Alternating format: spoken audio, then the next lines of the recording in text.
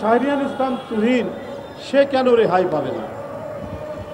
তার দুইটি মামলা, একটি ইনকাম ট্যাক্স দিয়েছে আর একটি দুদক। এটা তো জানা যায় এবং এটা অবধারিত সত্য যে এই মামলাগুলো প্রতিহিংসামূলক। এই মামলার কোনো ভিত্তি ছিল না, কিন্তু শেখ হাসিনার আন্দোলনের ফসল যে মঈনুদ্দিন ফখরুদ্দিন, সে যে অবৈধভাবে ক্ষমতা নিয়েছিল সেটা প্রমাণ করার জন্য বিএনপি সমর্থক কিছু নেতৃবৃন্দকে জনগণের সামনে কলঙ্কিত করার জন্য তারা নানা পদ্ধতি অবলম্বন করেছিল। তার মধ্যে মিথ্যা মামলা, সেই মিথ্যা মামলা দেওয়া হয়েছিল শাহরিয়ার ইসলাম তুহিনের নামেও। এবং যে সিদ্ধান্তের আগে অনেকেই, যাদের কারাগারে যেতে হয়নি, গ্রেপ্তার করা হয়নি, এখন তুহিনের জন্য, ইঞ্জিনিয়ার তুহিনের জন্য সেটা আটকে আছে কেন? আপনার আইন মন্ত্রণালয় তারা নো অবজেকশন দিয়েছে যে না, তা দেওয়া যাবে।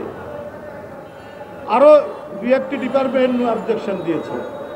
এখন প্রধান উপদেষ্টার দপ্তরে সেটি পড়ে আছে, যে ক্লিন সিট বলে, সে ক্লিন সিট তাকে দেওয়া হচ্ছে না।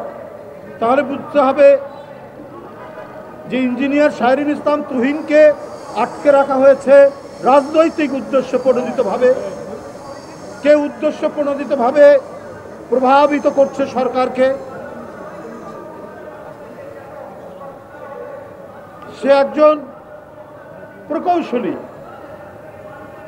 লেখাপড়া করেছে, এবং একটা শিক্ষিত পরিবারের সন্তান, কিন্তু তার ঘনিষ্ঠ আত্মীয়তা রয়েছে দেশের একটি রাজনৈতিক পরিবারের সাথে। এই অপরাধেই কি তুহিনকে এখন কারাগারে রাখা হয়েছে? তা না হলে অন্য কোনো কারণ নাই। একই রকম ঘটনায় অন্যরা রেহাই পেলে তুহিন কেন পাবে না? এটা তো আজকে সবার বক্তব্য। এটা আইন মন্ত্রণালয় যেখানে বলেছে যে কোনো অসুবিধা নেই, নো অবজেকশন দিয়েছে, তাহলে তো প্রধান উপদেষ্টার দপ্তর নিয়ে এখানে তো আটকে থাকার কথা না।